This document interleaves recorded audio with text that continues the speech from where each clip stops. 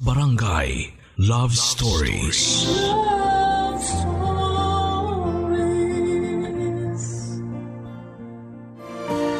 Ang buhay pag-ibig ay parang sugal. Palaging walang kasiguraduhan kung ikaw ay masasaktan o magiging masaya.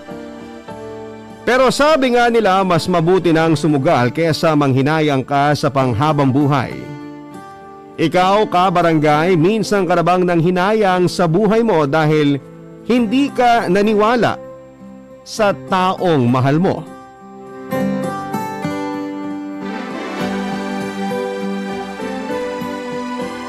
Dear Papa Dudut, kapag nagmahal daw tayo ay palaging dapat na todo. Para kapag nasaktan tayo ay walang pwedeng isisi sa atin na mali dahil lahat ng ginawa natin ay tama. Kaya lang madalas kapag sinusunod natin yon ay todo rin kung masaktan tayo. Kaya hindi na natin nagagawa pang magbigay ng second chance sa taong minsan nating minahal at pinagkatiwalaan. Isang magandang araw sa inyo, Papa Dudut, at sa mga kabarangay na nakikinig ngayon. Medyo madrama ang simula ng aking sulat dahil sa makulimlim na panahon ngayon habang ako po ay nagsusulat. Tawagin niyo na lamang po ako sa pangalang Faith. 28 years old, isang teller sa bangko at masugid pong tagapakinig ng inyong programa na Barangay Love Stories dito sa Pampanga.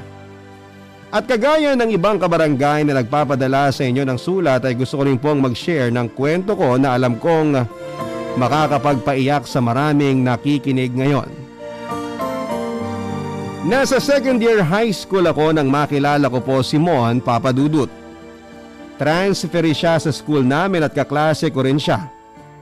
Si Mon po yung tipo ng estudyante na gwapo pero may pagka-presko. Mahilig siya mangasar at palaging ako talaga ang nakikita niya na batuhin ang mga pang-aasar niya.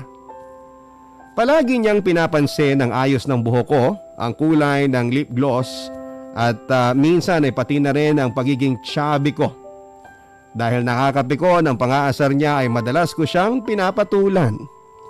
Inaaway ko hinahampas sa balikat o kaya ay binabato ng eraser ng blackboard namin.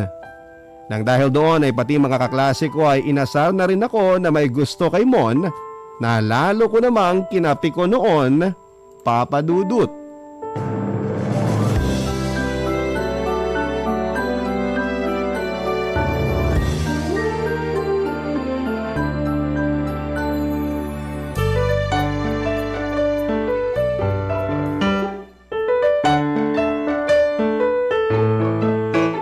Chubbs, tulungan na kita dyan. Ako nang magbubuhat ng timba ng tubig na dala mo. Umalis ka na lang dyan sa dadaanan ko. Nakakaistorbo ka lang sa akin eh. Ito naman ang sungit. Ako na nga magbubuhat niyan. Ibigay mo na sa akin yung buhat mong timba. Kaya ko na nga to, kaya tumabi ka na lang dyan kasi nakakaabala ka lang talaga sa akin, Mon. Chubbs, bitawan mo na tong timba. Ako na magbubuhat. Kitang-kita naman sa mataba at namumula mong pisngi na nahihirapan ka na oh. Huwag ka na kasing humarang-harang dyan sa dinaraanan ko para hindi na ako nahihirapan. Akin na nga kasi ang timba. Sige ka, papayat ka sa ginagawa mong yan. Tapos mababawasan niyang kakyutan mo. Kaya ko na nga to, kaya umalis ka na dyan. Akin na yan, ako na magbubuhat niyang timba. Tumabi ka na lang dyan, sabi eh. Akin na sabi, ang kulit mo naman, tinutulungan ka na nga eh. Pamon! Uy! Ala! Ayun na nga ba sinasabi ko eh. Natapon tuloy tong tubig sa timba. Nabasa pa tong sapatos ko. Ang kulit-kulit mo naman kasi, Mon eh. Oh, sorry. Gusto lang naman talaga kitang tulungan eh. Sinabi ko na nga na kaya ko, di ba? Ayan tuloy, sa halip na makatulong ka, mag-iigib pa tuloy ulit ako ng tubig na pandilig sa mga halaman na nasa harapan ng classroom natin. Sorry na nga. Hindi ko naman gusto na matapon yung tubig sa timba. Huwag ka na mainis sa akin, Chubbs. Ay! Pwede ba, Mon? Tigil-tigilan mo na nga ang pagtawag sa akin ng ganyan. Katawan ko to. Kaya alam ko na chubby talaga ako at hindi mo na kailangan na araw-araw na ipaalala yun sa akin. Nakakairita ka na eh. Hindi na nakakatuwa yung ginagawa at sinasabi mo sa akin. Pinanganak ka ba talaga para manira ng araw ng ibang tao? Diyan ka na nga. Uy, Faith, sandali! Ano na naman ba? Sinira mo na nga ang umaga ko. Ayaw mo pa rin akong tigilan. Araw-araw na lang, Mon. Palagi ka na lang nandyan sa harapan ko't binibuwisit ako. Ano ba talagang gusto mo? Bakit ba palagi ako na lang ang nakikita mong asarin? Gusto ko lang naman na Ano? Gusto mong palaging sirain ang araw ko dito sa school? Gusto mong palagi na buwisitin ako? Gusto mo na nahihirapan talaga ako dito? Gusto kita, Faith. Gusto mong… ano sabi mo? Gusto kita kaya palagi ako nagpapapansin sa'yo. Kasi nung unang pasok ko dito sa school, ni hindi mo man lang ako tinitingnan. Kaya ang naisip kong paraan para mapansin mo ako, asarin na lang kita. Effective naman, di ba? Kaya lang, hindi ko naman gusto na mabwisit ka talaga sa akin o mainis. Sorry nasobrahan na ata yung pagpapapansin ko sa'yo. Gusto ko lang talaga na maging close tayong dalawa kasi nga crush kita. Uy, Faith, bakit hindi ka na nagsalita dyan? Galit ka ba? Hindi. Ang ibig ko sabihin, hindi na masyado. Sige na, babalik na ako sa classroom. Ikaw na lang ang magigib ng tubig at magdilig ng mga halaman ni Ma'am. Bahala ka na sa buhay mo.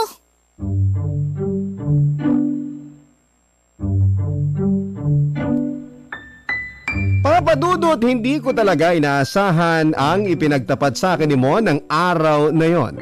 Hindi naman kasi talaga halatang may gusto siya sa akin kasi nga ang dating sa akin ng ginagawa niya ay gusto niya lamang talagang maiyak ako sa pambubwisit na ginagawa niya. Kaya hindi ko napansin o naramdaman na may pagtingin na pala siya sa akin sa umpisa pa lamang. Pero may mas nakakakilig pang nangyari ng araw na yon, Papa Dudut. Hindi kasi pumasok si Mon sa unang 2 subject namin sa umaga na yon na labis kong pinagtaka. Kasama ko lamang kasi siya ng umaga na yon tapos bigla siyang nawala. Bago kami mag-break time ay nalaman ko na lamang na nasa guidance office na pala siya dahil nakita raw siya ng school guard namin na tumalon sa bakod ng school namin galing sa labas. Pinalabas din naman kaagad siya ng guidance office, Papa Dudut. Tapos nang pumasok na ulit siya sa classroom namin, inabot niya sa akin ang isang pares ng tsinelas na binili daw niya sa labas. Kaya siya nag-over the bakod. Nag-sorry ulit siya dahil sa pakikipag-agawan niya ng timba ng tubig na naging dahilan para raw mabasa ang sapatos ko. Nakita yon ng mga kaklase namin kaya halos lahat sila ay inasar kaming dalawa. Kung noong una ay nagpipigil ako ng inis sa kanilang lahat ng mga oras na yon ay kilig na kilig naman ang nararamdaman ko na pinipigilan ko, Papa Dudut. Naging close na rin kami ni Mon pagkatapos ng araw na yon. Hindi na niya kasi ako masyadong inaasar at nagsimula na rin siyang manligaw sa akin. Nasa 3rd year na kami nang sagutin ko siya at tumagal hanggang college ang relasyon naming dalawa, Papa Dudut.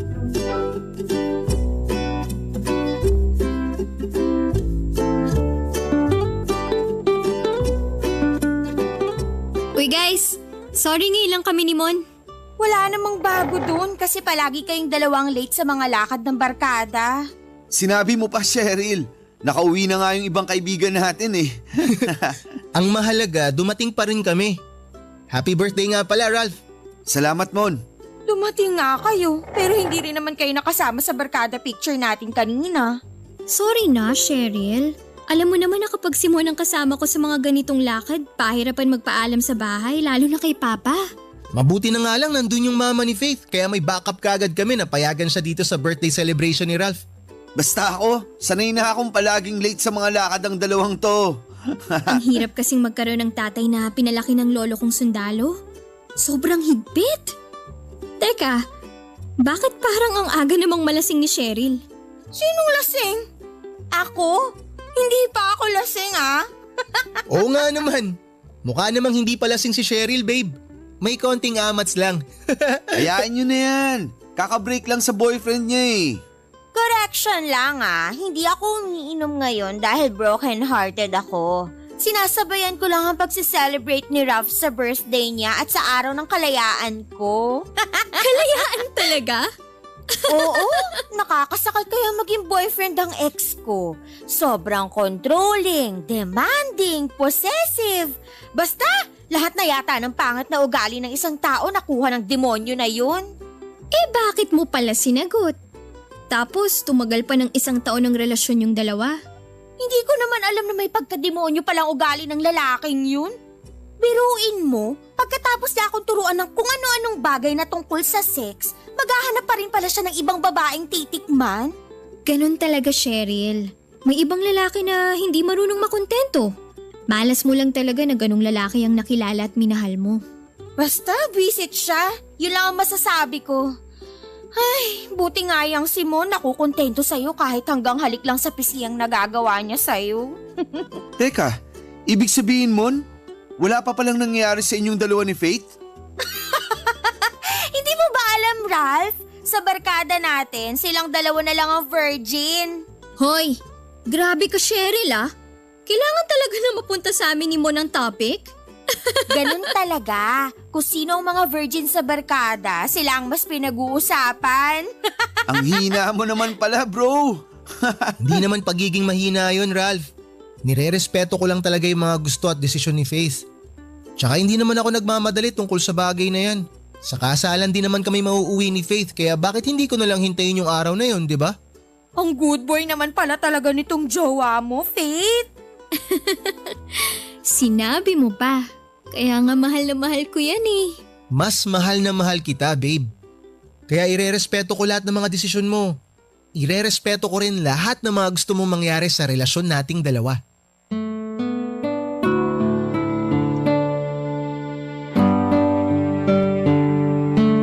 Papadudot, isa sa mga dahilan kung bakit sobrang minahal ko si Mon ay ang respeto na pinapakita at pinaparamdam niya sa akin at sa mga magulang ko. Ligaw na kasi sa bahay namin ang relasyon naming dalawa kaya medyo mahigpit si Papa kapag lumalabas ako na si Mon ang kasama. Si Mama naman ay malaki ang tiwala sa akin pati na rin kay Mon at palagi lang nagpapaalala na huwag kaming lalampas sa limitasyon namin bilang magkasintahan. At sa ilang taon nga ng relasyon namin dalawa ay nakontento si Mon hanggang HHWW at halik sa pisngi lamang ang pwede naming gawin para sa isa't isa. Kahit kailan ay hindi siya naging mapusok noon sa relasyon naming dalawa, Papa Dudut. Bago ko pa lamang siya sagutin noong nasa high school pa lamang kami, ay sinabi ko na sa kanya na medyo konserbatibo akong babae. Pati na rin ang pamilya ko. Sumusunod ako sa paniniwala namin na dapat ay ibigay ng babae ang kanyang sarili sa lalaki pagkatapos ng kanilang kasal at pangako sa harap ng Diyos. Ang paniniwala ko na yon ay nirespeto naman ni Mon at nang sagutin ko nga siya noon ay nangako siya na hindi niya sisirain ang tiwala ko at respeto niya sa akin bilang babae. Mga kwento ng pag-ibig, kwento ng buhay at kwento ng pag-asa. Nasa Spotify na, Barangay Love Stories. Pakinggan kahit kailan, kahit saan. Barangay Love Stories sa Spotify. Kinig na, kabarangay! Papadudot, habang tumatagal noon ang relasyon namin ni Mon, pakiramdam ko ay mas tumatatag kaming dalawa. May oras din naman na nagkakatampuhan kami lalo na noong naging busy kami sa kanya-kanya naming finals at halos nawala na kami ng oras sa isa't isa. Si Mon kasi ang tipo ng tao na gusto niyang palagi siyang tinetext o tinatawagan. Yung lalaki na gusto ay palagi siyang nilalambing. Malambing din naman akong girlfriend, Papa Dudut, pero minsan talaga ay nahihirapan ako noon na hatiin ang oras ko sa pag-aaral at sa kanya. Academic scholar din naman kasi ako at may mini-maintain na grades kaya nawalan talaga ako ng oras sa boyfriend ko. May 2 linggo din kaming hindi nag-uusap pero pagkatapos noon ay nagkaayos din kami kaagad. Kumbaga parang mga away bata lamang ang nangyayari sa aming dalawa noon. Akala ko po, Papa Dudut, ay ang 2 linggo na parang cool off namin ni Mon ang pinakamabigat na pagsubok na pagdaraanan naming dalawa. Pero hindi pa pala yun dahil isang balita ang nakarating sa akin noong kakasimula pa lamang ng first semester namin sa 4th year. May isang kabarkada kami na tinawagan ako at sinabi na buntis daw si Cheryl. Hindi na ako masyadong nagulat dahil alam naman naming lahat na may nangyayari kina Cheryl noon at sa naging boyfriend niya. Pero hindi ako makapaniwala nang malaman ko na si Mon ang tinuturong tatay ng baby ni Cheryl. Hindi ko po tinawagan noon si Mon para ikumpara sa kanyang tungkol sa bagay na yon. Pinuntahang ko na lamang siya sa lugar kung saan kami magkikita ng araw na yon, Papa Dudut.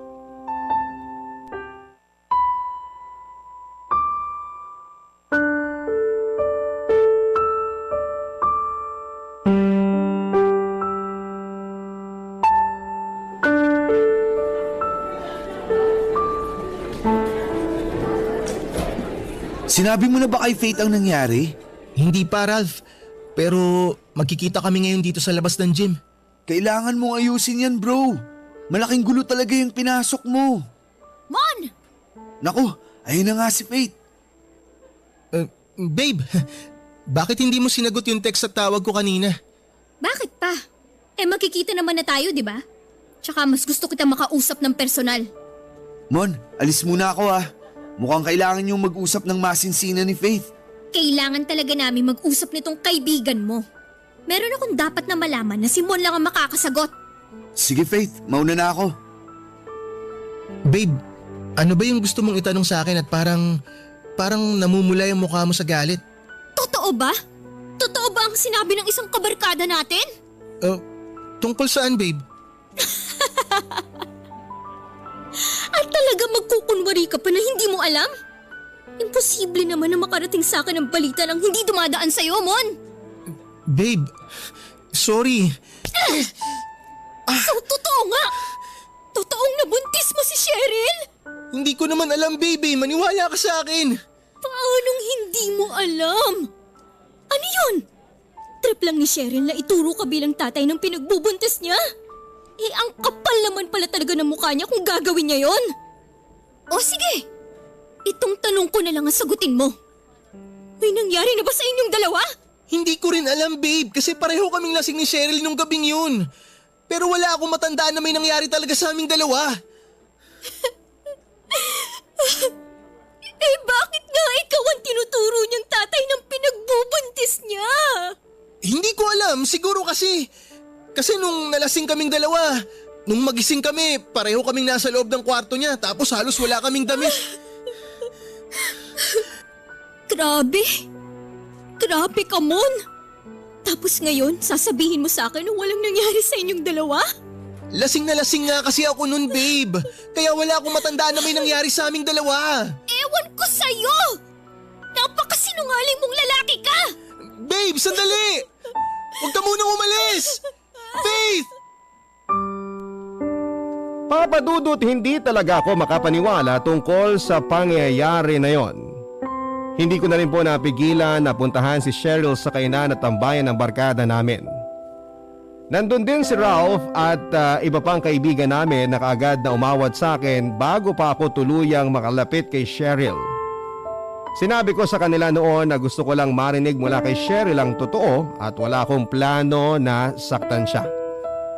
Kilala naman ako ng barkada na hindi talaga palaaway na tao kaya hinayaan na lamang nila kaming mag-usap ni Cheryl. Sinabi ni Cheryl na may nangyari nga sa kanila ni Mon nang minsang magkainuman silang dalawa sa bahay niya. Tinanong ko ulit siya kung sigurado ba siya na si Mon talaga ang ama ng baby na nasa tiyan niya dahil ang alam ko talaga noon, Papa Dudut, kahit na break na sila ng boyfriend niya ay pumapayag pa rin siya na may mangyari sa kanilang dalawa. Pero giniit talaga ni Cheryl na si Mon ang tatay ng baby niya dahil si Mon lang daw ang nakagalaw sa kanya sa huling 2 buwan. Doon ako nagsimulang makumbinse na ang boyfriend ko talaga ang tatay ng ipinagbubuntis ni Cheryl. Kaya hindi ko na muli pang kinausap si Mon at hindi ko na rin sinagot pa ang mga text o tawag niya. Minsan siyang pumunta noon sa bahay pero muntik na siyang mabugbog ni Papa dahil sa galit nito sa kanya. Kaya nawala ng paraan si Mon para makalapit at makausap ako noon, Papa Dudut.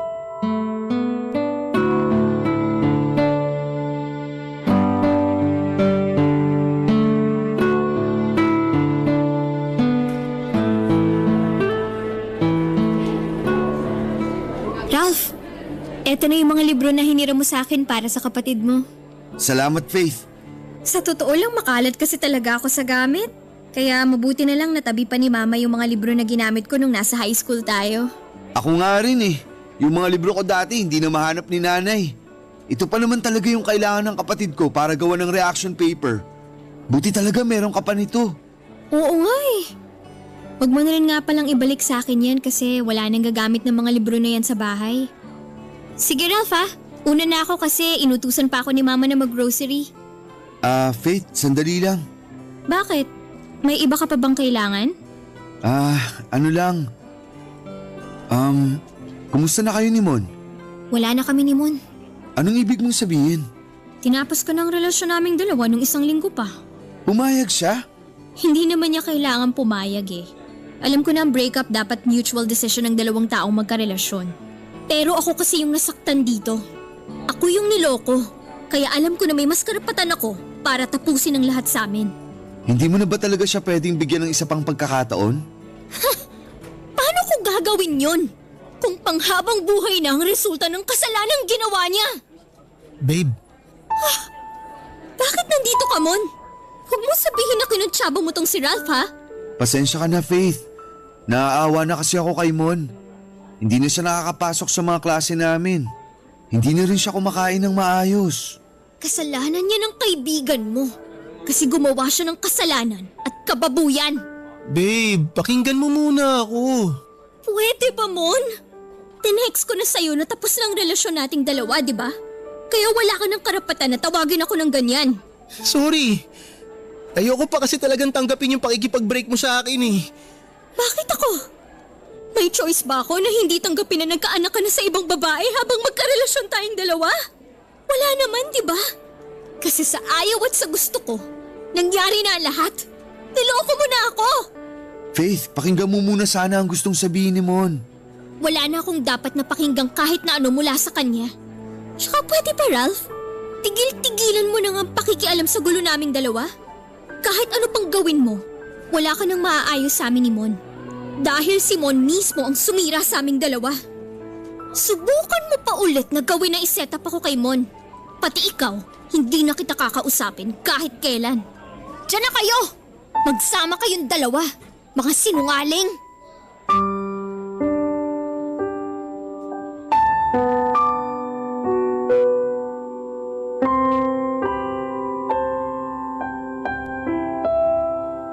Papa Dudut, hindi lang si Ralph ang sumubok na pag-ayusin kami ni Mon dahil marami kaming common friend at marami rin ang kumakausap sa akin na bigyan ng pagkakataon ng relasyon naming dalawa.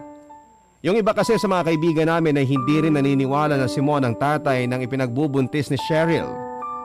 Sinasabi nila sa akin na baka raw gumagawa lang ng kwento si Cheryl para may managot sa ipinagbubuntis nito. Marami nga rin sa mga kaibigan namin ang nagalit kay Cheryl dahil sa mga nangyari. Hindi ko alam kung bakit hindi nila magawang magalit kay Mon kahit siya naman talaga ang punot dulo ng lahat. Ang sabi kasi ng mga kaibigan namin ay kilala nila si Mon at alam nila na hindi niya magagawang magloko sa relasyon naming dalawa. Alam daw nila kung gaano ako kamahal ng ex-boyfriend ko. Pero nangyari na kasi ang lahat, Papa Dudut. Niloko na niya ako at nagawa pa niyang magkaroon ng anak sa ibang babae.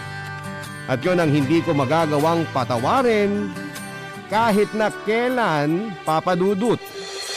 Ang mga kwento ng pag-ibig, kwento ng buhay at kwento ng pag-asa. Nasa Spotify na, Barangay Love Stories. Pakinggan kahit kailan, kahit saan. Barangay Love Stories sa Spotify. Kinig na, kabarangay! Papa Dudut, nahihirapan din naman ako sa ginawa kong pag-iwas noon kay Mon, lalo na sa pakikipag-break ko sa kanya. Ako makapag-concentrate sa pag-aaral ko. Palagi akong pumapasok noon sa mga klase ko na naiiyak at naluluha ang aking mga mata. Sobrang hirap pala talagang masaktan, lalo na sa kauna, pero palaging nananalo ang galit at kirot sa puso ko nang dahil sa ginawa niya. Halos maglilimang taon na ang relasyon namin dalawa at akala ko ay kaya niyang maghintay kagaya ng paulit-ulit niyang pinapangako sa akin. Ibibigay ko rin naman ang sarili ko sa kanya pero sa tamang panahon pa. Ang akala ko ay nirerespeto niya talaga ang paniniwala ko at ng buong pamilya ko. Yun pala, Papa Dudut, ay hahanapin niya rin sa ibang babae ang bagay na hindi ko pa magawang maibigay sa kanya dahil hindi pa ako handa ng mga oras na yon.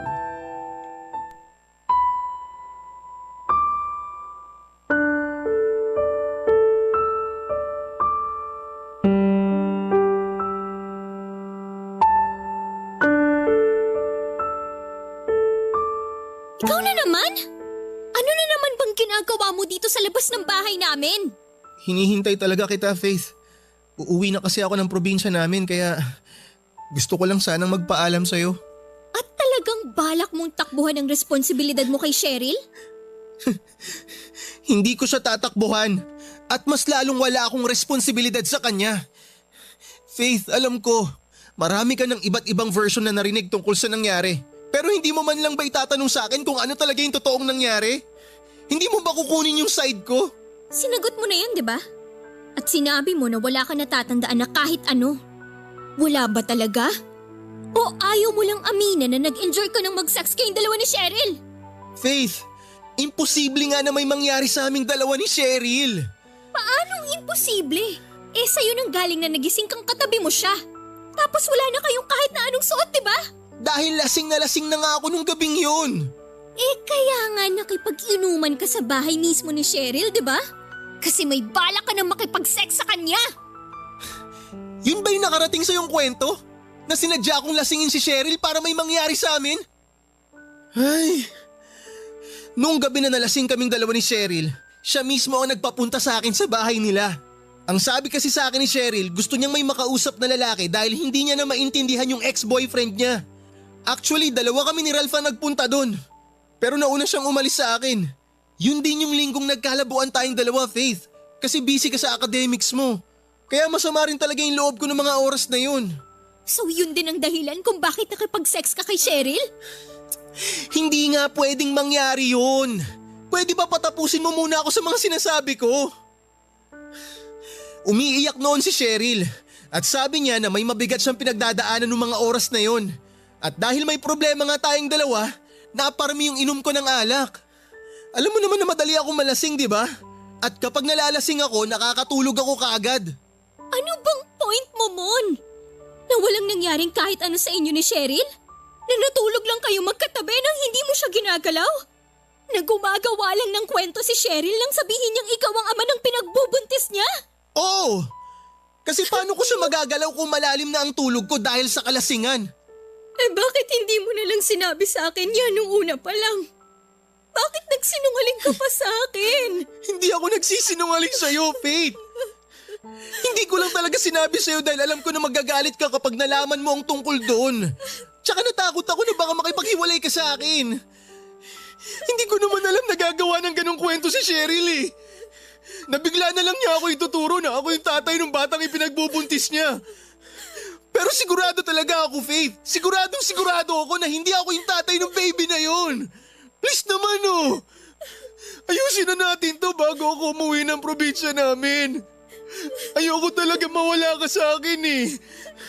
Faith, ayoko na tuluyan tayo magkahiwalay na dalawa. Hindi ko kasi alam kung kaya pa nating ayusin to, Mon. Masyado masakit para sa akin lahat ng mga nangyayari ngayon. Pero hindi mo na ba ako mapapatawad? Hindi ko alam. Ewan ko. Naguguluhan ako. Umalis ka na nga lang dito! Alam mo, kapag nakikita kita, pakiramdam ko nanliliit ako eh. Kasi Mon, pinagkatiwalaan kita. At ang buong akala ko ayos lang sa'yo ang lahat sa setup ng relasyon natin dalawa. Akala ko nire-respeto mo talaga ako. Pero hindi pala. Maghahanap ka rin pala ng iba. Doon ako mas nasaktan. Yung hinanap mo sa ibang babae ang bagay na hindi ko pa kayang ibigay sa'yo ngayon. Kaya kung pipilitin mong hingiin sa akin ang kapatawaran sa nangyari na to, hindi ko yun kayang ibigay sa'yo. Kasi masyado mo ako nasaktan. Sobrang sakit, Mon. Sobrang sakit. Kaya please, umalis ka na at sana hindi na muna kita makita para hindi ko pa ulit-ulit na maramdaman ang sakit ng ginawa mo sa akin.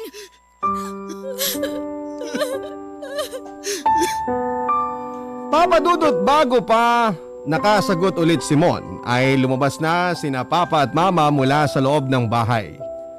At nang makita nga ni Papa si Mon ay kaagad niya itong sinuntok, kagaya ng inaasahan ko. Halos mabali na nga ni Papa ang ilong ni Mon sa lakas ng suntok na ginawa niya. Mabuti na lamang at may kapitbahay kami na kaagad ding umawat sa gulo. Umiiyak po akong pumasok sa loob ng bahay namin kasunod ang mga magulang ko. Si Papa ay galit na galit pa rin kay Mon at minumura ito samantalang si Mama ay nakahiyakap na lamang sa akin. Papa Dudut, sigurado naman ako sa sarili ko na mahal ko pa rin po si Mon hanggang sa mga oras na yon. Ang hindi ko alam ay kung kailan ko siya magagawang patawarin. Ako pa naman yung tipo ng tao na kapag nasira na ang tiwala ay hirap na yung maibalik pa o mabuong muli. Kaya alam ko na kapag sinubukan naming magkabalikan ni Mon ay palagi na lamang kaming mag-aaway at isa pa, Papa Dudut, parang hindi ko rin kayang magkaroon ng boyfriend na may anak na. Hindi ko ma-imagine ang sarili ko na kasal sa lalaking may nauna ng anak sa ibang babae. Papa Dudut, pagkatapos kong ipagtabuyan si Mon sa bahay namin ay hindi ko na siya muli pang nakita. Ang sabi ng ilang barkada namin ay umuwi na raw siya ng probinsya nila. Nawala na rin noon sa lugar namin si Cheryl at may kumalad pa na chismis na siguro raw ay nagsasama na silang dalawa kaya sila lumayo sa lugar namin. Doon ako mas lalong nasaktan, Papa Dudut. Kaya ginawa ko ang lahat para kalimutan siya. Nag-focus na lamang ako sa pag-aaral at nang makatapos ay kaagad akong nagtrabaho. Mabagal ang naging proseso ng pag-move on ko pero sa tingin ko ay nagawa ko naman yon kahit papaano. Sumubok din ulit ako makipagrelasyon noon pero wala rin nagtagal sa relasyon na yon. Siguro kasi alam ko rin sa sarili ko na hindi pa talaga ako handa na magseryoso at magmahal muli. Papa Dudut, may 6 na taon na po ang lumipas noon nang makatanggap ako ng imbitasyon mula sa isang barkada namin. Kinuha niya raw na ninong at ninang ang lahat ng mga kabarkada namin at in-invite niya kami sa binyag ng baby niya. Nagdalawang isip pa ako noon, Papa Dudut, dahil alam ko na pwedeng makita ko doon sina Cheryl at Simon. Pero sa huli pumunta rin ako sa binyag at marami akong mga dating kaklase at kaibigan na nakita doon. Nakita ko rin po si Cheryl na may kasamang isang batang babae. Papa Dudut, hindi yon kahawig ni Mon pero sigurado ako na ang batang yon ay ang anak nilang dalawa.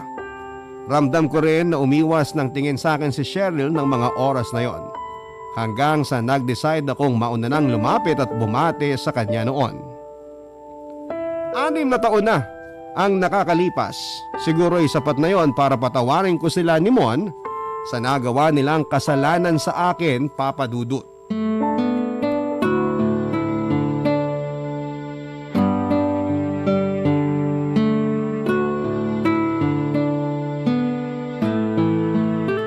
Nak, ingat ka sa pagtalon-talon mo. Saka huwag ka masyadong lumayo kay Mommy.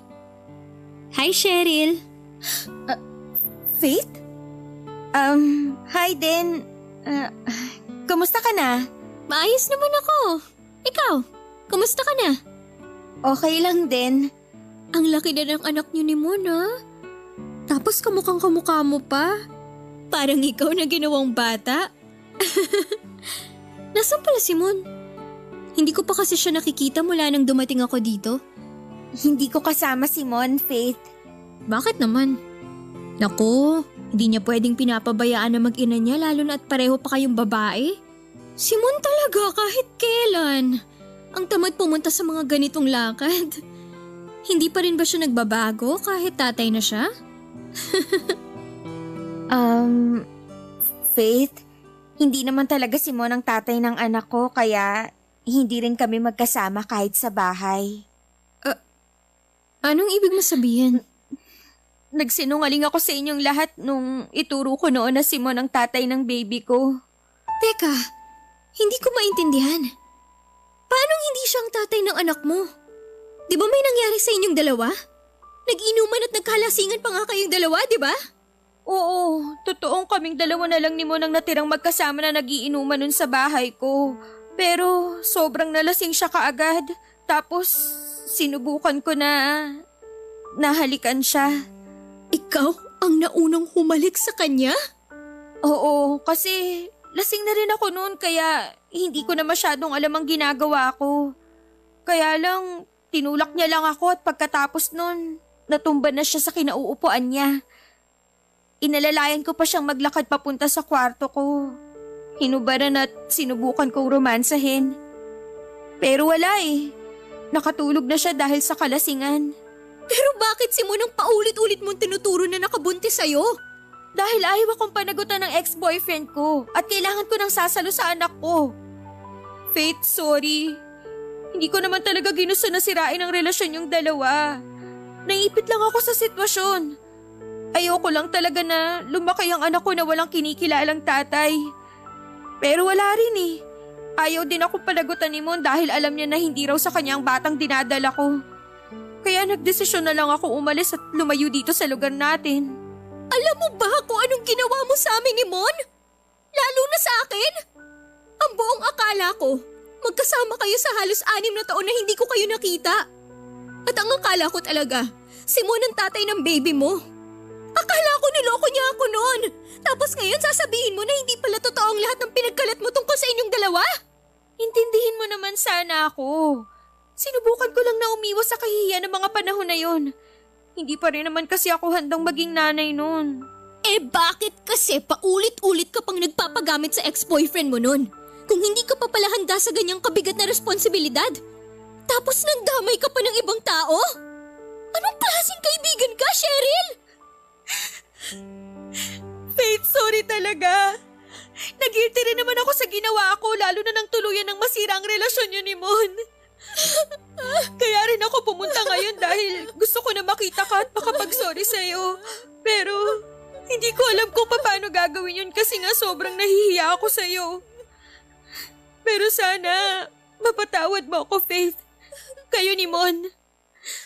Sana mapatawad niyo pa akong dalawa dahil sobrang pinagsisisihan ko na talaga ang ginawa ko sa inyo. Sorry. Sorry talaga, Faith. Papa Dudut, gusto ko talagang sampalin si Cheryl ng mga oras na yon para mabawasan man lang ang sakit na nararamdaman ko noon sa dibdib ko. Pero pinigilan ko ang sarili ko dahil ayokong gumawa ng eksena sa binyag ng anak ng kaibigan namin. Ang akala ko noon, Papa Dudut, ay kaya ko nang ibigay kay Cheryl ang kapatawaran na hinihingi niya sa akin, pero hindi pa rin pala. Ang hirap patawarin ng tao na naging dahilan para mawala sa akin ng panghabang buhay ang kaligayahan ko. Hindi ko na ibigay kay Cheryl ng araw na yon ang kapatawaran na hinihingi niya. Sapat na siguro na hindi ko siya nasampal sa kabila ng naging malaking kasalanan niya sa akin.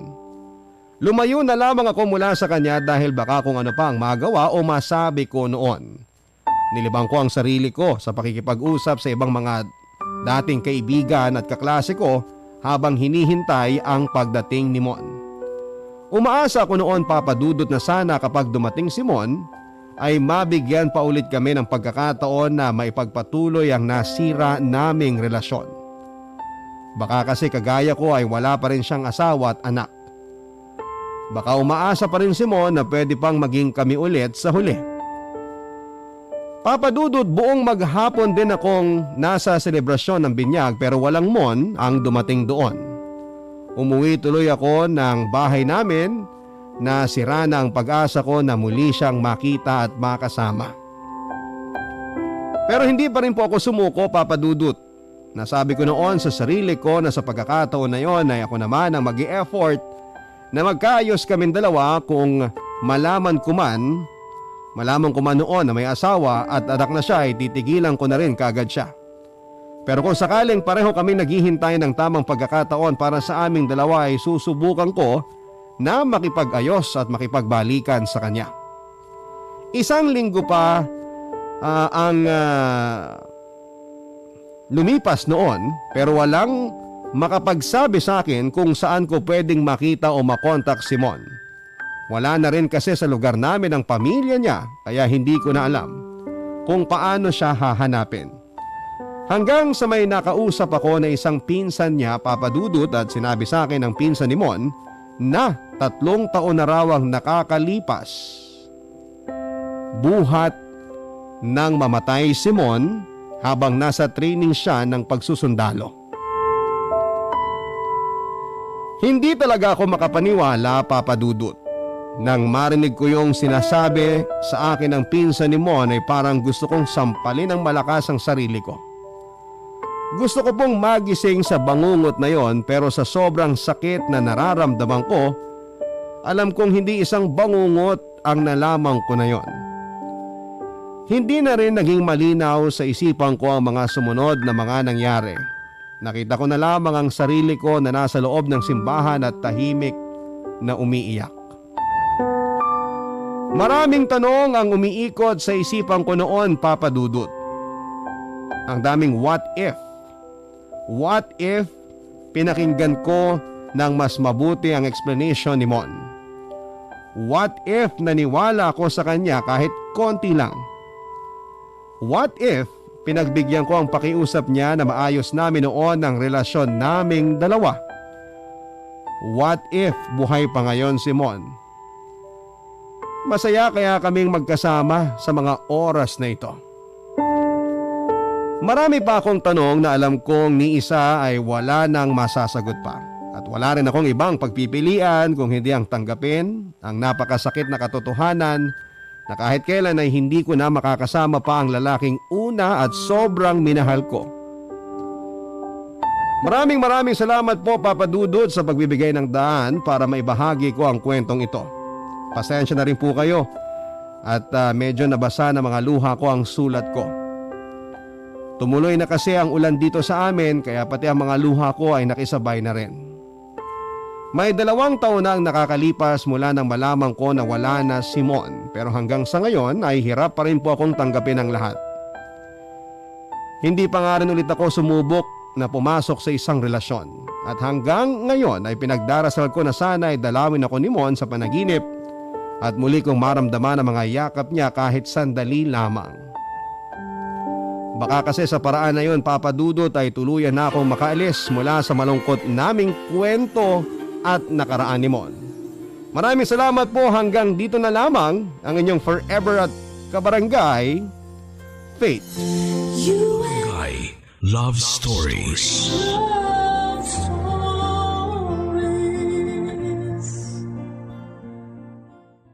Barangay LS 97.1. 97.1. Number 1. Forever. Barangay Love Stories. Love stories. May mga pagkakataong umiibig tayo sa hindi natin inaasahang panahon at lugar. Mahanap natin ang pag-ibig sa isang platform na akala natin ay laro-laro lang tulad ng mga chat room sa internet na pwede mong makausap kahit ang nasa ibang bansa. Ikaw, kapuso, na in love ka na ba sa ka-chatmate mo?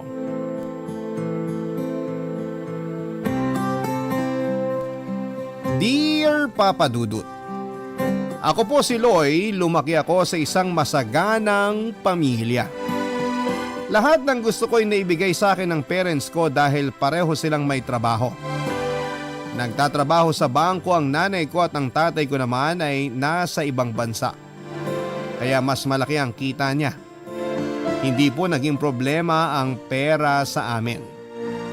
Nakapag-aral po ako sa magandang paaralan at ayoko mag-complain sa mga panahon na yon dahil alam kong ginagawa lang ni tatay ang responsibilidad niya bilang good provider sa amin para maging maayos ang pagpapalaki sa akin.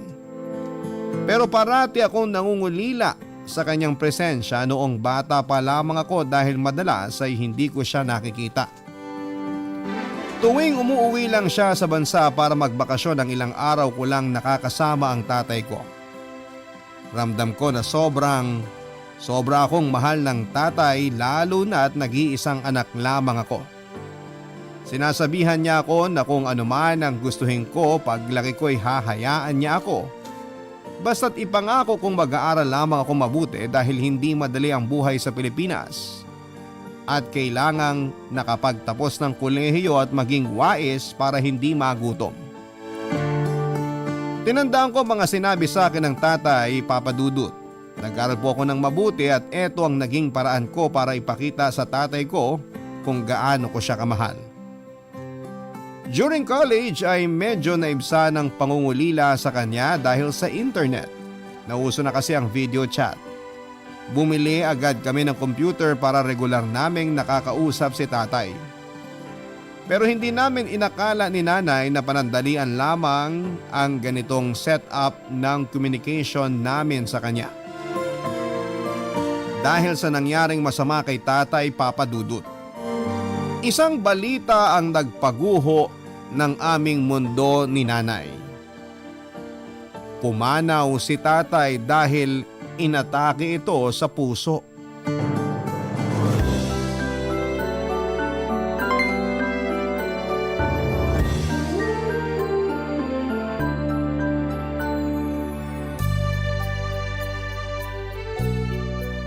Parang pagod na pagod sa trabaho ang anak kong engineer ah. Baka kailangan ng baby ko ang masahe ni nanay. Nay, pwede po ba? Kaso baka kayo naman ang mapagod. Hard na masahe na ang gusto ng katawan ko. Aba, ibig sabihin binatang binata ng anak ko? Siyempre naman, 22 na ako.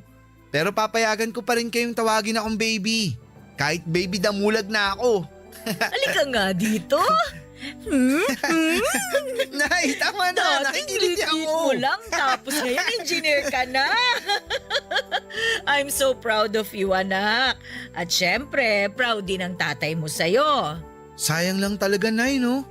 Hindi naabutan ni tatay na naging engineer ako. Pero alam kong masaya na siya ngayon sa langit. Aba syempre, tuwang-tuwa ang tatay mo sa naabot mo. Pero talaga bang buo na ang desisyon mo na dito lang sa Pilipinas magtatrabaho? Buong buo na, Nay. Dito lang ako. Nay, kung may babalik lang natin ang nakaraan, sana dito lang din nagtrabaho si tatay. Mas maraming pagkakataon ko sana siyang nakabanding. Gusto lang ng tatay mo na magkaroon ka ng magandang buhay. Maging maginhawa tayo. Alam mo, hindi ko na hinangad na sana dito na lang nagtrabaho ang tatay mo. Kasi gusto niya yung ginawa niya at sa ikabubuti ng lahat yon. Ang kaso, inabot lang siya doon ng huling sandali niya sa mundo. Pero ang mahalaga anak, mahal tayo ng tatay mo. Hanggang ngayon, ramdam ko pa rin ang pagmamahal niya. Iba ka talaga, Nay. Maswerte si tatay sa'yo kasi naging honest ka sa kanya. Yung iba kasi… Ang tawag sa kanila, hindi makontento at walang awa. Ang hirap kaya magtrabaho sa abroad, tapos gumagawa pa ng kalokohan ng naiwan sa Pinas. Ay, o siya, kung saan ka masaya, ay di doon tayo. Pero anak, binatang binata ka na. Abay dapat mag-asawa ka na. Ayaw mo na ako maging baby ngayon, Nay? Gusto niyo na ako agad mag-asawa? Gusto niyo na ng apo? Hindi naman ako pabata eh. Tatanda din ang nanay mo kaya gusto ko na ng apo. Kung wala lang akong problema sa matres, marami siguro kayo. Pero masaya naman ako na biniyayaan ako ng isang tulad mong napakabait at gwapo. Kaya gumawa ka na ng baby anak. Hanap ka na ng asawa. May trabaho ka na naman eh. Alam mo naman ang chismis. Ayoko lang na napag-uusapan ka. Chismis? Yung mga tao talaga? Judgmental. Bading daw ako kasi mahihayin at wala pang girlfriend kahit may trabaho na. Ibang klase din sila. Bakit hindi nila unahing bantayan yung mga sarili nila? Basta ako, kahit ano pa man yan, mahal kita at gusto ko nang magkaapo. Sige na baby ko, mag-girlfriend ka na at gumawa na kayo ng baby. Kayo talaga, Nay.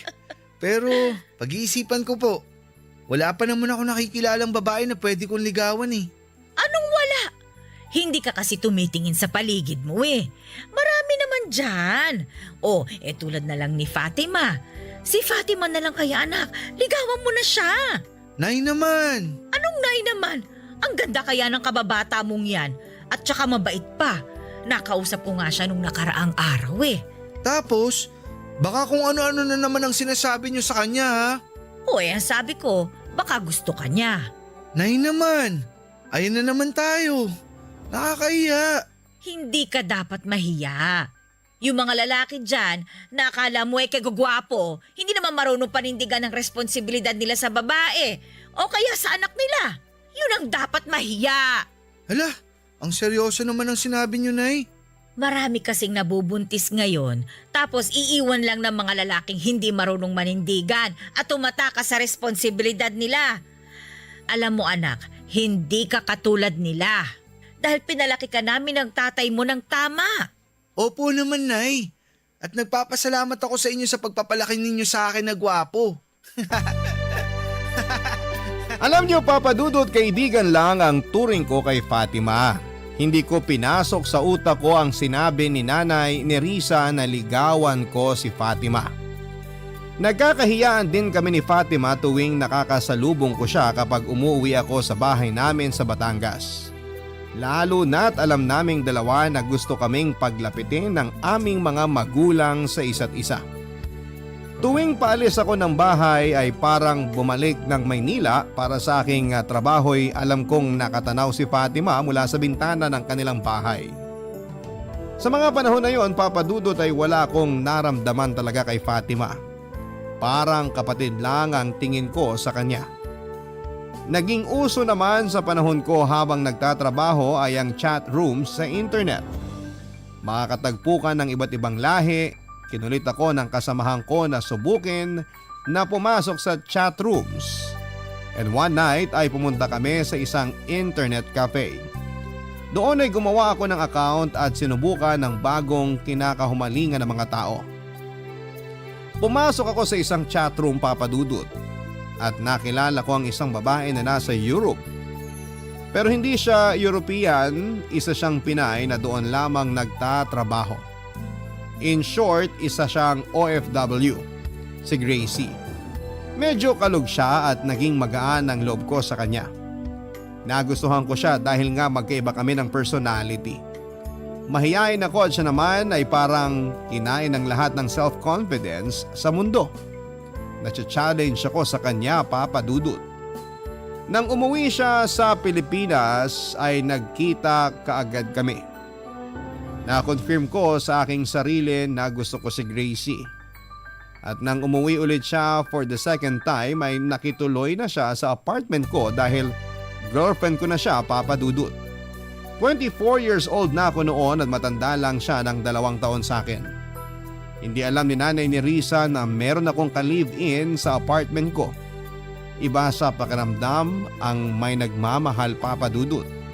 Iba sa pakiramdam ang may kasama sa bahay na mahal mo at nayayakap mo. Sa mga panahon na yon ay sure na akong si Gracie ang babaeng pakakasalan ko.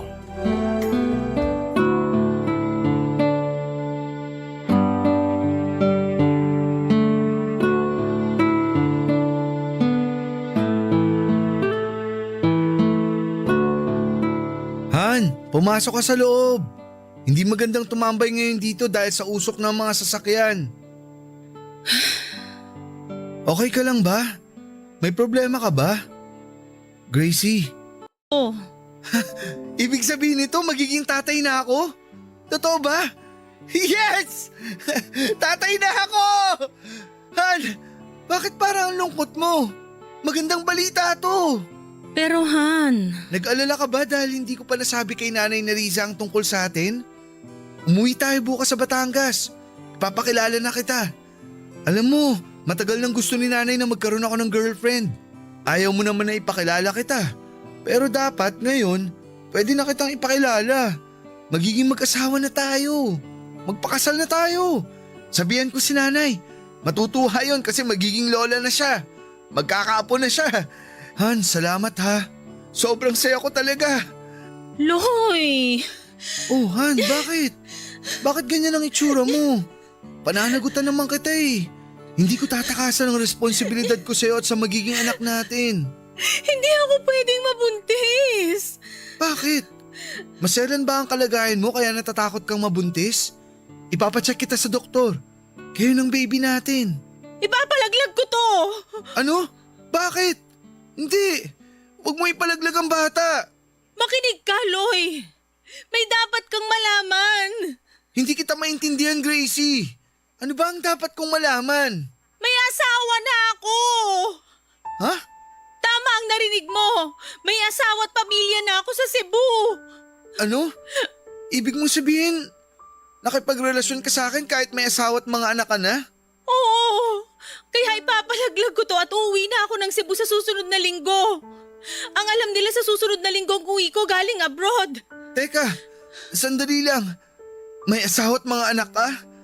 Naglihim ka sa akin? Patawarin mo ko, Loy. Akala ko hindi mauuwi sa ganito ang lahat.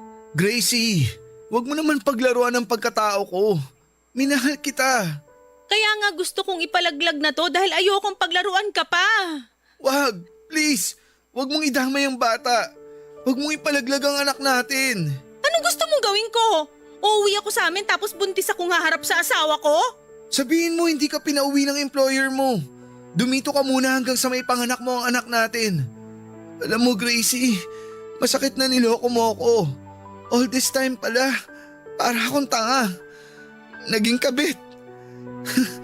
Pwede palang maging kabit ang lalaki. Bihira lang to ah. Pero please, gusto ko mabuhay ang anak ko. Paano ako mananatili dito na may obligasyon din akong magpadala ng pera sa pamilya ko? Ako muna.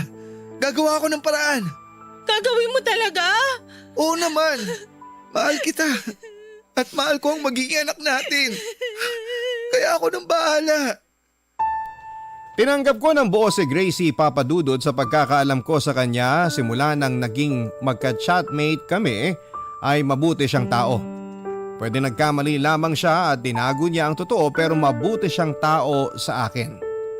Maaring masama ang naging tagpong ito sa buhay namin dahil sa kasal na siya at may pamilya ay naisip niya ang bagay na masama tulad ng planong pagpapalaglag sa naging bunga ng aming pagmamahalan.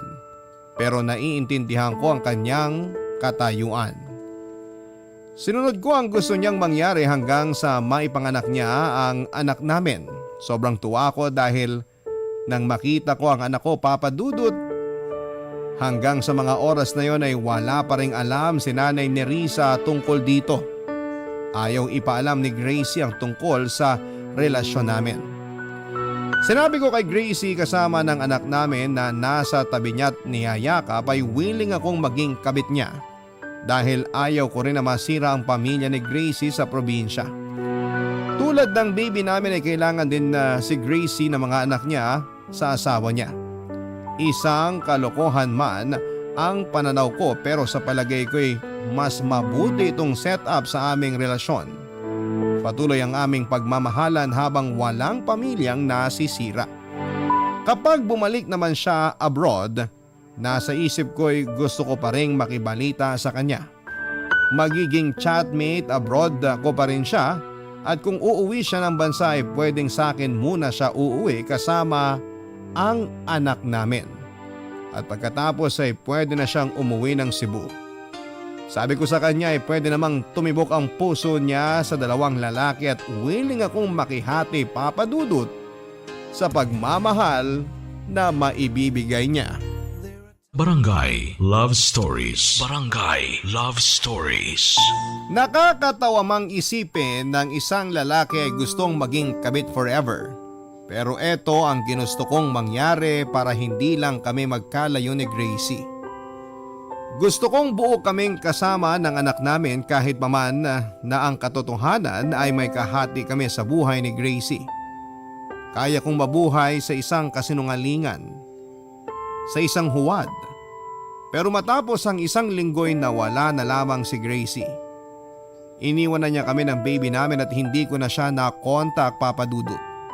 Nawalan ako ng communication sa kanya. Nang kaharap ko ang baby namin ay naawa ako sa kanya at naawa rin ako sa sarili ko. Kahit nang lilimos ako ng pagmamahal kay Gracie ay hindi niya pa rin kami pinagbigyan ni baby. Sobrang sakit sa puso ang naramdaman ko noon, Papa Dudut. Mabuti na lamang at nandyan si baby kahit papaano ay naibsan nito ang sakit sa puso ko.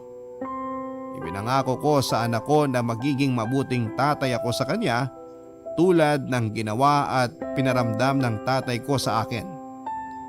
Hindi pala madali ang mag-alaga ng baby kaya hindi na ako nagdalawang isip na sabihin sa nanay ko ang tungkol sa bata. Umuwi ako ng Batangas at sinabi ko ang kwento namin ni Gracie kay nanay. Nalaman niya ang totoo na nagkaroon ako ng anak kahit na walang ina.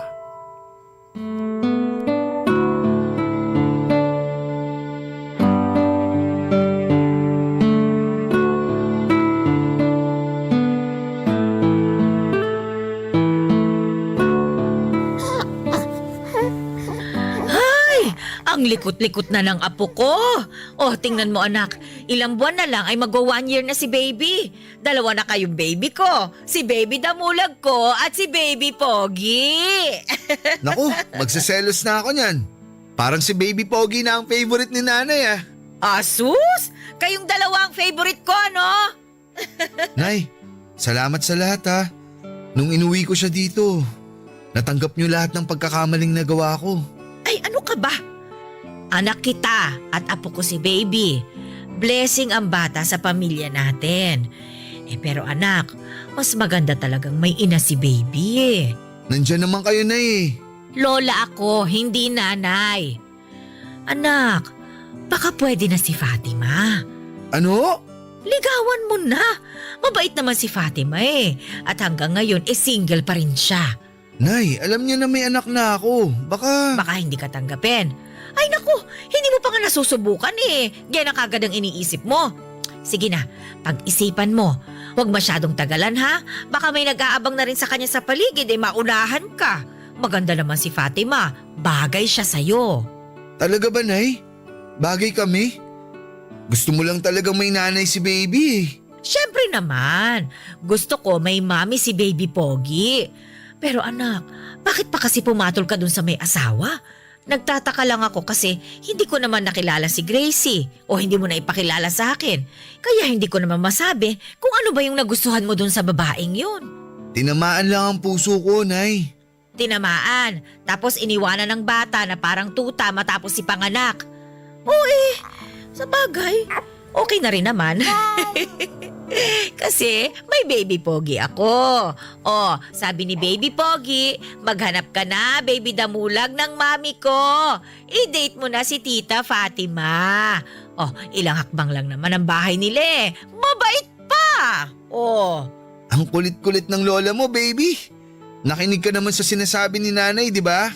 Abay, syempre. Nakikinig talaga si Baby Pogi sa lola niyang maganda. Hindi ba, Baby Pogi? No. Anong sinasabi mo, Baby Pogi? Ha? Ano?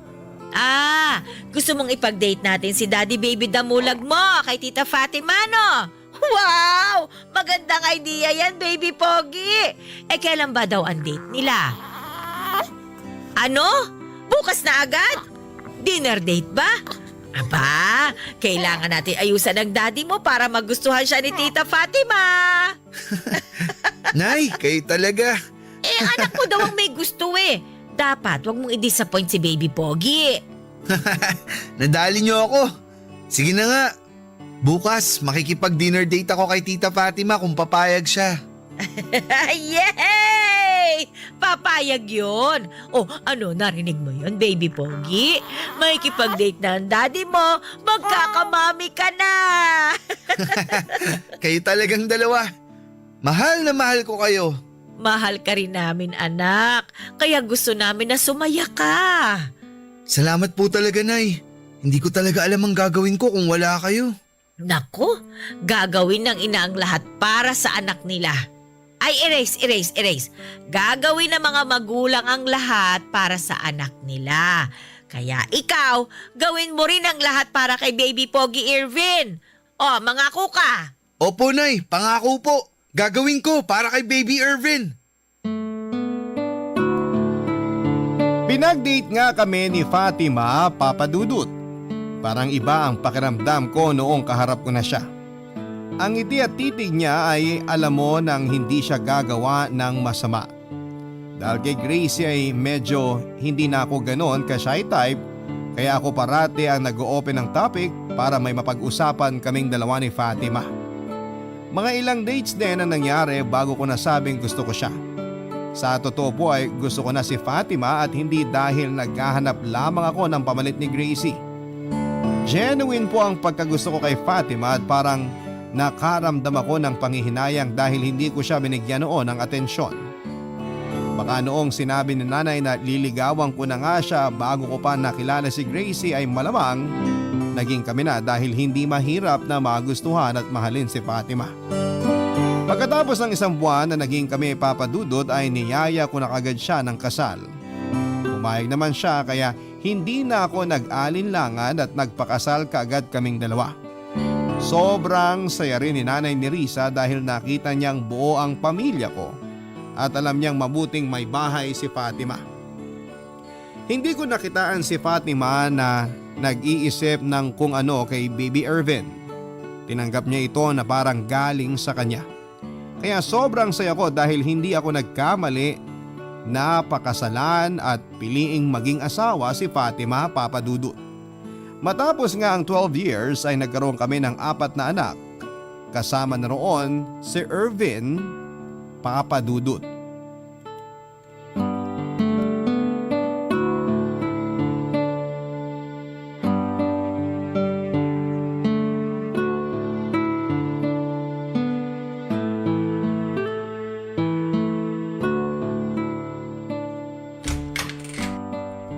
Babe, matulog ka na. Masama sa health mo yung pagpupuyat. Buntis ka pa naman. Tapusin ko lang sana tong isang chapter ng librong binabasa ko, babe. Kunin ko na tong libro sa'yo para maitabi ko na. Oo. Bukas ng umaga mo na tapusin to. Payakap nga ako. Kumakayakap naman to.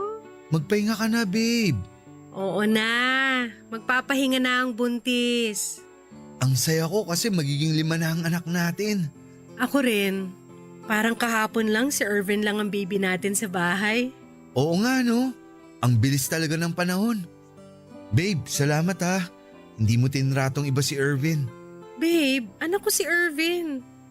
Para sa akin talaga siya galing. Huwag ka na nga mag-isip ng ganyan. Pantay ang trato ko kay Irvin at sa iba pa nating mga anak. Silang lahat. Anak ko sila, okay? Salamat talaga, babe. Pakis nga ako. Nagpapasalamat ako dahil napakabuti mong ina kay Irvin at napakabuti mong asawa. Wala na akong hihilingin pa dahil sobra-sobra ang binigay ng Diyos nang dumating ka sa buhay ko. Nung kasi, sobrang parang pinagsakluban ako ng langit at lupa dahil sa ginawa ng nanay ni Irvin. Babe, ako ang ina ni Irvin.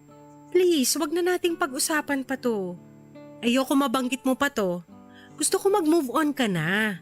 12 years nang nakalipas mula nang mangyari yun. Ang importante, masaya ka at masaya ako sa pagsasama natin. Sa binuo nating pamilya. Oo, tama ka, babe. Mas importante nga ang pamilya na binuo natin.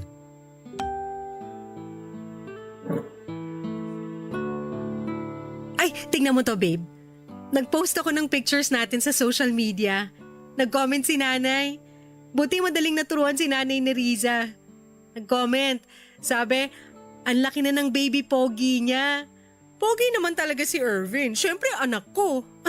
Patingin nga. Nagmana talaga sa kagwapuan Eh, at crush mo ako dati pa. oo na. Hindi ko naman ipagkakailayan. Ikaw lang yung may ayaw sa akin noon. Nahihiya ako sa'yo eh. Ano? May hiya-hiya ka pa? Sige na nga, ikaw nang mahiyain. Basta ako babe, mahal na mahal kita. Forever kitang mamahalin. Ako rin. Forever. Pangako yan. Pakis nga uli. Ang ganda talaga ng asawa ko. Dati pa naman. Sandali selfie tayo. Post ko sa social media para makita ni Nanay ni Riza. Sige.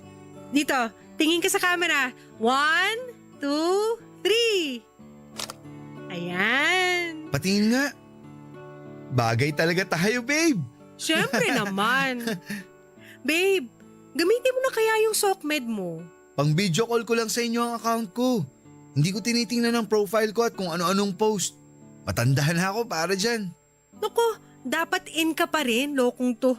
Mag-post ka rin para makapag-comment kami ni Nanay. Naku, baka kung ano-ano ang i-comment nyo ha. Hindi ah. Sige na. Ano ba yung profile mo, cartoons? Si Irvin ang gumawa niyan. Palitan mo na. Ang gwapo ng asawa ko tapos cartoons ang nakalagay. Sige na nga, magpapatulong ako kay Irvin. Ang papalagay ko dyan yung sobrang gwapo kong picture. Para wala ka nang gagawin kundi ang titigan ng profile picture ko. Talaga lang ha. Sa kakulitan ni Fatima ay naging active ako sa social media, Papa Dudut. Maganda itong platform para makapag-communicate sa mga dating kaibigan. Pero naging way din po ito para balikan ko ang panahon na kachat ko si tatay bago ito namatay at si Gracie noon sa abroad. Parang malapit na ang tao. Parang nasa kabay mo ang mundo. Sa isang click lang ay mahanap mo na ang tao at maaari mong makausap sa chat at pwede ring video chat. Nagiba na ang anyo ng communication. Nangangati ang mga daliri ko at hinanap ko si Gracie sa social media. Nakita ko kaagad ang account niya at tinignan ko ang mga larawan niya at ang kanyang pamilya.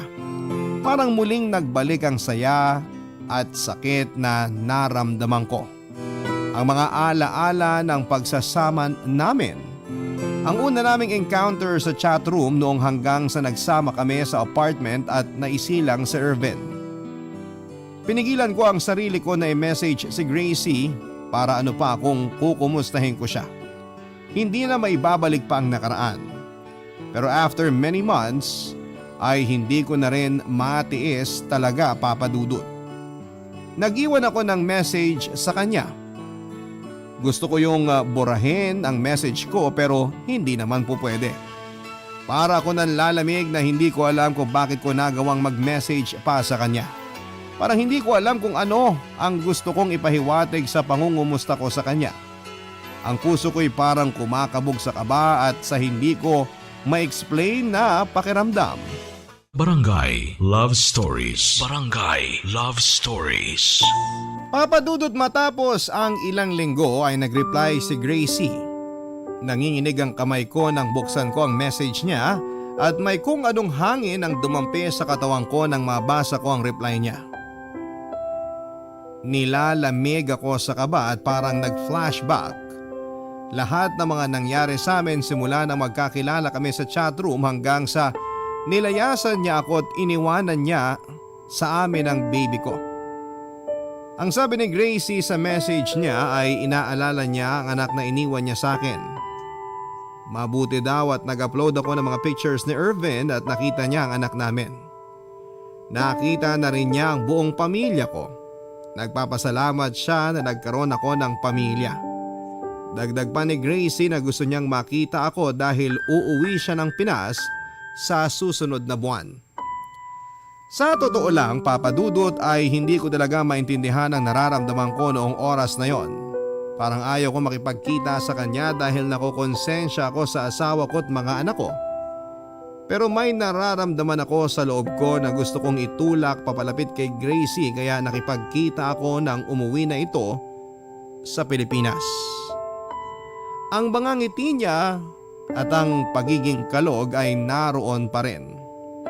Hindi ko mawala sa puso ko na may nararamdaman para na akong pagkagusto kay Gracie. Papa Dudut, binahay ko si Gracie. Alam kong mali pero ginawa ko pa rin.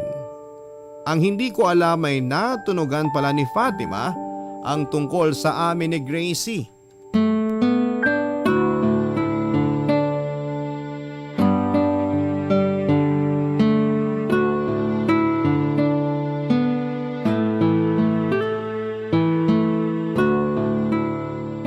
Binata na talaga ang anak ko.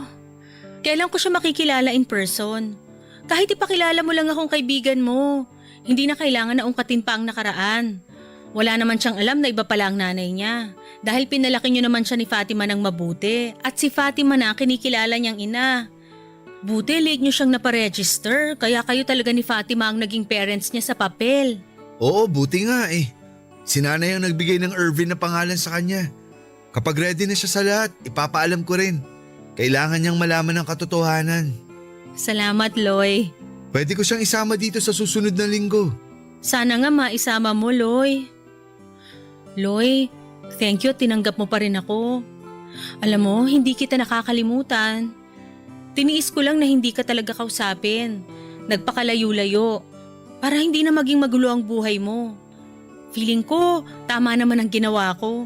Sobrang namiss kita. Akala ko nga nun hindi ko kayang mabuhay nang wala ka eh.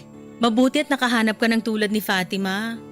Basta, wala akong intensyon na angkinin ka. Ito lang ang magiging setup natin. Kapag uuwi ako ng bansa, magsama lang tayo kahit 1 buwan. Dahil mahal kita. Gusto kitang makapiling. Tulad ng dati. Ayaw ko ring masira ang pamilya ko at pamilya mo. Mahal natin ang mga pamilya natin at ayaw nating masira yun. Kaya itago lang natin to. Wala namang makakaalam eh. Oh, may kumakatok. Sino kaya yun? Buksan mo na. Baka yung may-ari nitong nirentahan natin. Alam mo naman yung matanda. Medyo may pagka-intrigera. Sige, sandali. Bubuksan ko.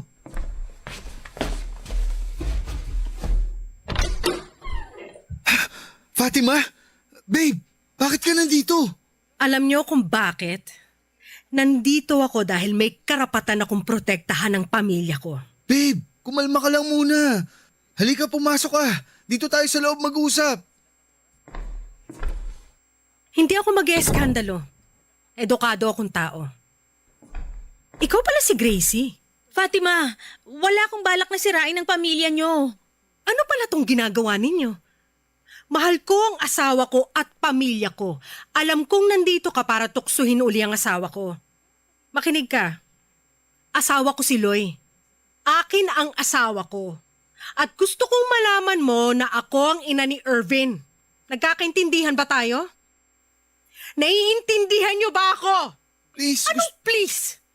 Gusto mong tumigil ako sa pagsasalita? Ayaw niyo marinig na nasasaktan ako? Kung hindi ako dumating ngayon, baka may milagro na kayong nagawa. Hoy, ikaw babae. Anong klaseng tao ka? Hindi ka ba makontento sa asawa mo? Bakit hindi ka na lang dun sa ibang bansa maghasik ng lagim at bakit ang asawa ko pa ang pinagtitripan mo? Bakit? Bakit? Dahil mahal ko si Loy. Ano? Mahal mo ang asawa ko? After so many years, kaya ka bumalik at gusto mo magpakamot sa asawa ko dahil mahal mo ang asawa ko? Pinigilan ko pero... Pinigilan mo, pero sobrang kati mo. Babe, tama na. Umuwi na tayo. Pag umuwi na tayo, ibig sabihin ba ako at ang pamilya natin ang pinili mo? Na ito na ang huli niyong pagkikita ng babaeng to? Fatima, gusto ko makita ang anak ko. Yun naman pala! Gusto mo makita ang anak mong iniwan mo na parang tuta? Kung ito pala ang gusto mo, bakit nandito kayo? Sa 4 na sulok ba ng kwartong to, makikita mo ang anak mo? Ako ba pinaglololoko ninyo? Hindi ako tanga. Mabait akong tao pero hindi ako tanga. Alam kong hindi mo maiintindihan ang magiging rason ko pero sana pagbigyan mo akong makita ang anak ko. Hindi ko siya kukunin sa inyo. Wala naman akong karapatan. Hindi ako magpapakilala na ako ang nanay niya. Gusto ko lang siyang makita. Alam mo, hindi ako madamot. Alam kong ina ka rin, pero paano kita mapagkakatiwalaan ngayong isa kang sinungaling? Nagsinungaling kayo sa akin! Inilihim niyo tong kawalang hiyaan ninyo! Babe, tama na! Please! Ang sakit! Ang sakit-sakit ng ginawa mo. Babe, patawarin mo ako. Sige na, umuwi na tayo. Sa bahay na tayo mag-usap. Tama! Umuwi na tayo! Noong gusto kong pagtaksilan ng asawa ko ay naging palaban naman ito sa relasyon namin kahit pa wala akong balak na iwan siya. Tama si Fatima, Papa Dudut.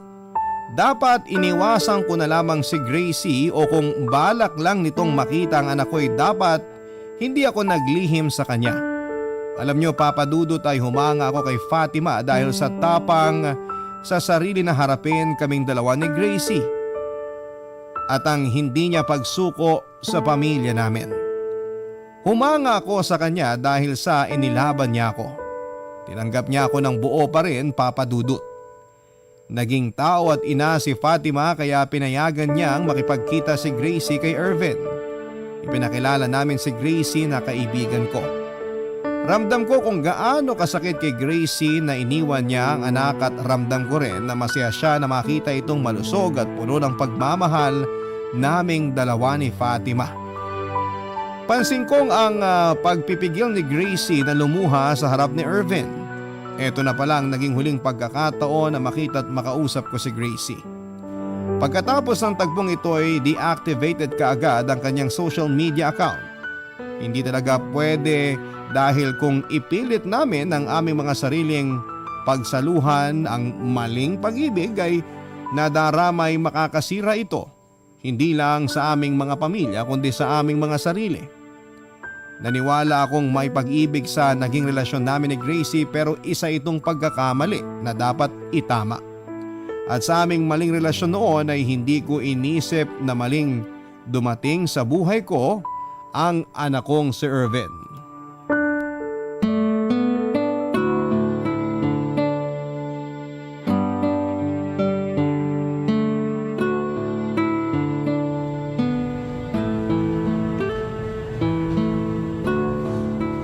Oh, dalawa ang bibiling kong sapatos mo. Yung isa ako ang pipili para sa graduation mo. Yung isa naman, ikaw na ang pumili para magamit mo pang forma mo. Grabe, binatang binata ka na anak. Salamat, Tay. Iba ka talaga. Siyempre naman. Pero ano ba ang kukunin mong kurso pala sa college? Hindi mo pa rin nasasabi sa amin kung anong gusto mo. Gusto ko maging marine engineer, Tay. Pero gusto ko magtrabaho abroad. Abroad? Bakit hindi na lang dito sa atin? Pwede rin naman, pero mas malaki sahod sa abroad, Tay. Gusto kong yumaman agad. Sa bagay. Pero alam mo nak, kung ako papipiliin, dito na lang sana sa Pinas. Nakaya ko naman na dito ako sa Pinas ha. Mahirap nga ang buhay. Hindi naman ako naging mayaman pero masaya ako kasi kapiling ko ang pamilya ko. Kayo ang masayang nangyari sa buhay ko. Kayo ang kayamanan ko. Nahihirapan si tatay kapag malayo kayo sa akin.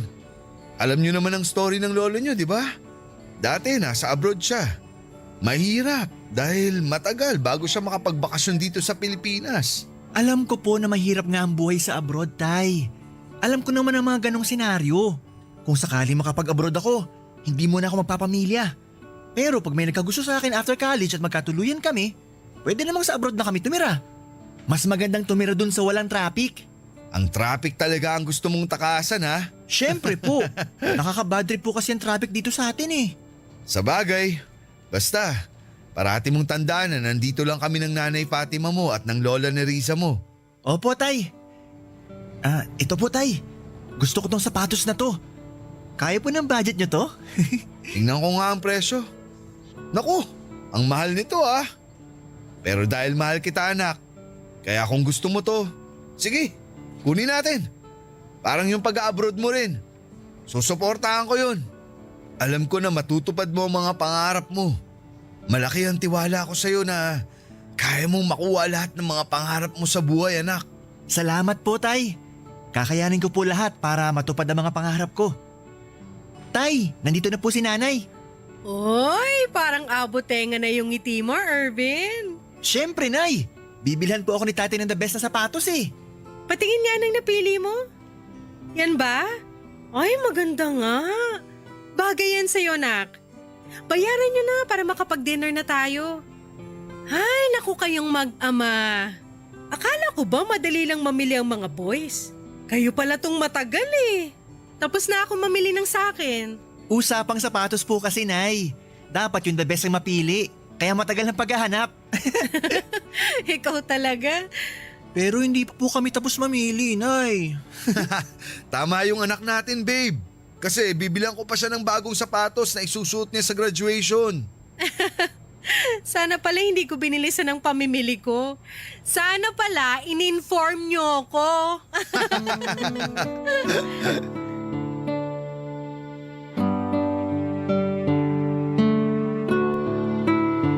Papadudod sa tagpong yon ay naramdaman ko na dapat kong pahalagahan ang pamilya ko. Ang pagiging ama ko at ang pagiging asawa ko kay Fatima. Naging mas malapit ako kay Irvin dahil gusto kong nakakasiguro na kapag may gusto siyang gawin o plano ay ipapaalam niya sa akin para mas lalo ko siyang magaw niya mag-abroad. Iba daw sa pakiramdam yung nakakapunta sa ibang bansa. Sa totoo lang, kahit nag-aaral pa lamang si Irvin ay hindi ko nasa ibang bansa na siya. Or feeling ko na nasa ibang bansa na siya. Napapraning ako, hindi ko lang pinapahalata sa anak ko at tinibayan ko ang loob ko dahil sa advanced technology natin. Iba na rin siguro ang maging dynamics ng pag-abroad ni Irvin dahil anytime na naman ngayon ay pwede nang makausap via video call ang sinuman kahit saan pa man siya sa mundo. Hanggang ngayon, Papadudot, ay walang alam si Irvin sa nakaraan. Hindi niya alam ang tungkol sa biological mother niya. Pero sa totoo lang ay gusto ko ring sabihin sa kanya ang katotohanan dahil karapatan niyang malaman ito. Naghahanap lamang po ako ng tamang panahon. Masaya ako sa naging pamilya ko ngayon at sa ngayon ay nag-aaral pa rin po si Irvin sa college. Wala na akong naging ibang balita tungkol kay Gracie. Siguro ay noong kasagsagan ng pagputok ng pandemic ay nasa ibang bansa lamang ito at hindi nakauwi. Kung magkita man kaming muli ni Gracie ay magiging magkaibigan na lang talaga kami at ipapaalam ko na parati kay Fatima ang lahat. Dahil ayaw kong masira ang pamilya ko, Papadudut. Ang inyong forever kapuso at kabarangay, maraming salamat po, Lloyd. Barangay Love Stories. Love Stories.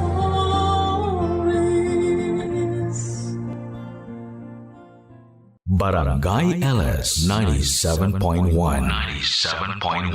Number 1. Forever.